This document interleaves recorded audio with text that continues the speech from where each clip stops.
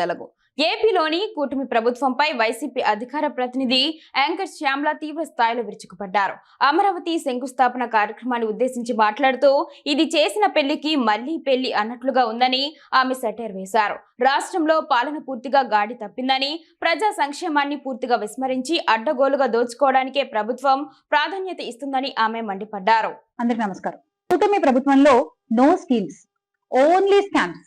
Yes, super 6 హామీలను గాలికి వదిలేసి అందిన కాటికి దోచుకుంటున్న ఈ కూటమి ప్రభుత్వం గురించి ఖచ్చితంగా రాష్ట్ర ప్రజలకు తెలిసి తీరాలి. ముందుగా అమరావతి నుంచి మొదలు పెడదాం.